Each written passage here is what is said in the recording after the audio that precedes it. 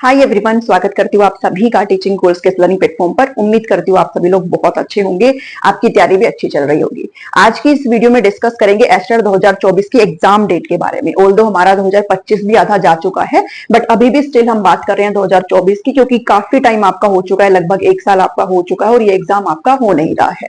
तो आज की इस वीडियो में डिस्कस करेंगे जो आपको चीजें सुनाई दे रही है कि अभी भी जो आपकी डेट रखी गई ऑफिशियली 26 और 27 जुलाई की, वो आपका पोस्टपोन हो सकता है कि नहीं। तो हम इसके बारे में इस कंप्लीट वीडियो में डिस्कस करेंगे। छोटी वीडियो रहेगी, आपको बस तसल्ली से इस चीज को देख लेना है। सबसे पहली चीज तो आप ये समझिएगा कि अभी तक टिल नाउ जब मैं ये वीडियो क्रिएट कर रही हूं, या आपकी ये चीजें जो है वो ऑफिशियल नहीं है, सिर्फ और सिर्फ बनाई गई चीजें हैं फिलहाल। हालांकि मैं बात करूंगी कि क्यों बनाई जा रही है, उसके पीछे भी एक वैलिड रीजन है। ठीक है, फिलहाल अभी इतना ध्यान दो कि आपकी ये जो चीजें हैं वो बनाई जा रही है, फिलहाल ऑफिशियल नहीं है। हो सकता है कि नहीं, क्या पॉसिबिलिटी है उसके बारे में बात करेंगे। आपको पता है आपका जो एग्जाम है एस्टेट 2024 है, वो पहले आपका दिसंबर में होने वाला था। 7 और 8 दिसंबर को आपका होने वाला था, but due to some reason ये आपका नहीं हुआ। उसके बाद आपका ऑफिशियल बात करें तो आपका इन्होंने जुलाई में बोला, ठीक है, 26 और 27 जुलाई को, जो कि अभी तक यही डेट है कि आपका जो एग्जाम है 26-27 जुलाई को हो जाएगा। हालांकि इसके बीच में कुछ और डेट आपको फेब के अंदर और अप्रैल में भी देखने को मिली, जो कि हमारे द्वारा बनाई हुई गई थी, जो कि ऑफिशियली नहीं थी। ठीक है, ये हमारे द्वारा बनाई गई थी।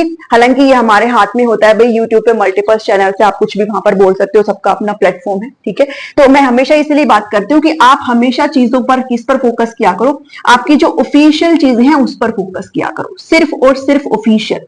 ठीक है, आधिकारिक वेबसाइट पर ही जाकर के चीजों को क्रॉस चेक जरूर किया करो।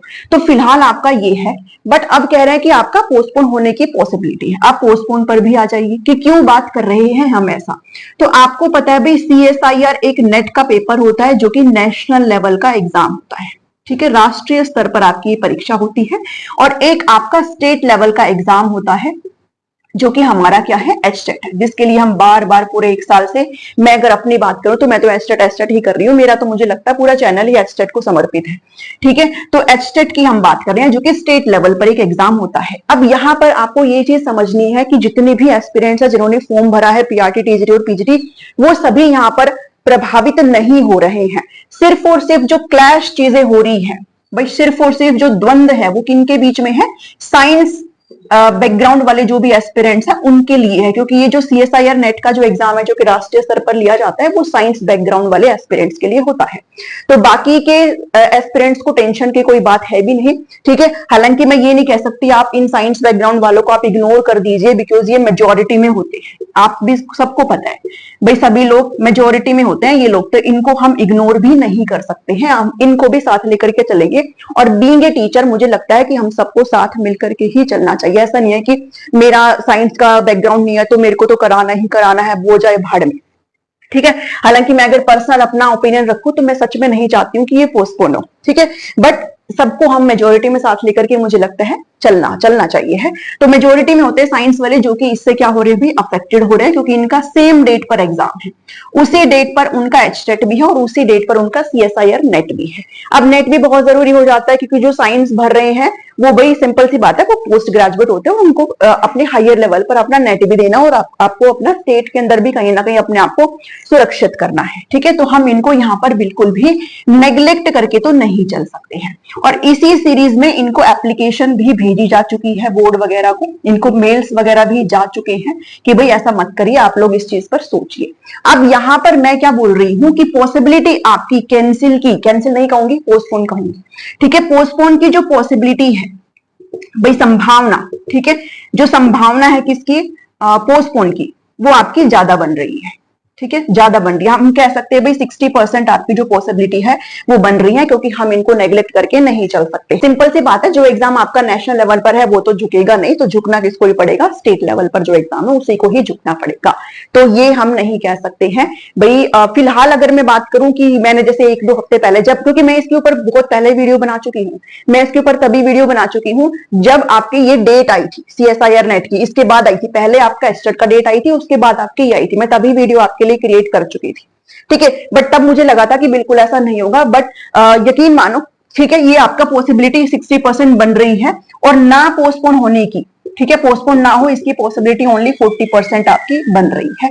तो मुझे ऐसा लगता है, पर्सनली मैं ऐसा फील करती हूँ कि शायद हो जाए आपका, बट हम श्योरिटी नहीं कह सकते, हम श्योर किसी भी चीज को नहीं बोल सकते हैं। ठीक है, क्योंकि सिंपल सी बात है भाई, आप इनको नेग्लेक्ट करके नहीं चल सकते हो। तो 60 और 40% है, बट स्टिल एक पॉइंट मैं आपके लिए यहाँ पर रखूंगी। एक पॉइंट आपके लिए क्या रखूंगी कि अगर आपको आने वाली 10 तारीख तक या फिर एक हफ्ते या फिर 10 दिन तक, क्योंकि अभी कल से जुलाई आपका स्टार्ट हो रहा है, अगर 10th ऑफ जुलाई तक अगर आपके लिए कोई भी ऐसा नोटिस आता है, ऑफिशियल बात करूंगी, हमेशा ऑफिशियल ही चेक करेंगे। ठीक है, कोई भी ऐसा नोटिस आता है भाई पोस्टपोन का या कुछ भी, तो ही आप इस चीज को श्योर मानिएगा। अदरवाइज उसके बाद फिर आपका कंफर्म है कि वो आपका 26-27 जुलाई को ही पेपर होगा। ठीक है, क्योंकि अगर कुछ ऐसा होता है तो फिर ये बता देंगे आपको 10 जुलाई तक, क्योंकि तब तक तो बता ही देना चाहिए। ठीक है, तो ये सारी चीजें हैं यहाँ पर आपके लिए। और एक मैं आपको सजेशन भी देना चाहूंगी, अगर आप माने ना माने आपकी मर्जी है। ठीक है, एक सजेशन भी आपको देना चाहूंगी, एक सुझाव आपको देना चाहूंगी कि आपको इसके अकॉर्डिंग कितना चलना है। देखो, आपको पेपर देना है, सिंपल सी बात है, आपको पेपर देना है। ठीक है, आपका अगर एग्जाम 26-27 को हो रहा है, अगर आप हरियाणा में हो तो फिर मुझे लगता है अगर पोस्टपोन हो भी रहा है तो क्या ही दिक्कत है, ज्यादा से ज्यादा वो 1 वीक पोस्टपोन कर देंगे, 2 वीक पोस्टपोन कर देंगे, सबकी तैयारी फुल है, उनको एग्जाम लेना ही लेना है। ठीक है, तो 26-27 को नहीं हो रहा तो आपको तो वैसे भी कोई दिक्कत नहीं है। दिक्कत किनको है? दिक्कत उनको है जो आउट ऑफ द स्टेट है।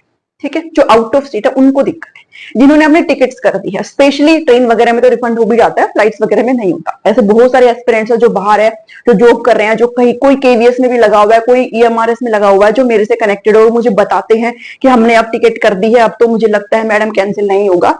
तो उनके लिए यहाँ पर दिक्कत है थोड़ा सा कि भाई चीजें अब आपके लिए थोड़ी सी बिगड़ सकती है, थोड़ी सी क्या ज्यादा ही बिगड़ सकती है।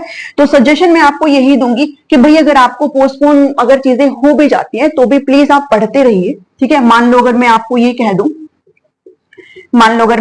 कह दूं कि भाई आप 10 तारीख तक का वेट करिए, तो ऐसा तो है नहीं कि 10 तारीख तक आप अपनी किताब बंद करके रख देंगे। भाई पढ़ना तो है। ठीक है, आपको थोड़ा सा और टाइम मिल रहा है, ज्यादा से ज्यादा हम यही कर सकते हैं, क्योंकि ना तो आपके हाथ में है वो चीज, ना मेरे हाथ में है, किसी के भी हाथ में नहीं है।